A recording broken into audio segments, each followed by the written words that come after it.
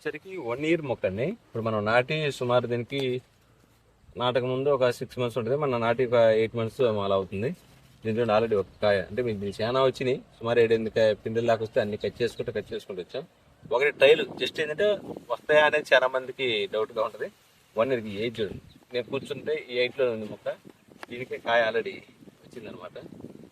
ఇంకా దీన్ని జస్ట్ చూపిద్దామని చెప్పేసి మాత్రం ఒక కాయ ఉంచాం, మిగతా అన్ని తీసేసాం. ఈ లైన్లో మొత్తం అయ్యే వేసాం, అందులో అన్నిటికీ వస్తేనే అన్ని తీసేసాం అంత. మొక్క కరెక్ట్గా నాకు 8లో ఉంది, 8లోనే కాయలు పడ్డాయి. అది కూడా జస్ట్ అంటే కర్రీకే తీసేస్తానండి కొంచెం. మీరు కూడా ఏమైంది ఈ వయసులో ఉన్నప్పుడు ఫ్రూట్ ఏమైనా ఉంటే తీసేసేయండి.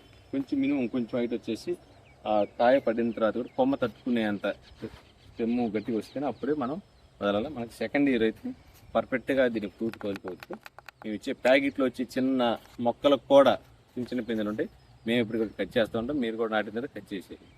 వియత్నాం సూపర్ అనేది రైతుకి మంచి వరం అయితే చెప్పచ్చు.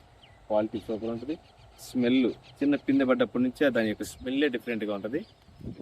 స్మెల్ చూసినా కూడా మంచి స్మెల్ వస్తుంది అనమాట. మెచ్యూర్ టైం అప్పుడు తినడానికి కూడా అంతే టేస్ట్ బాగుంటుంది. పిల్లలు కూడా హ్యాపీగా తింటారు. Thank you.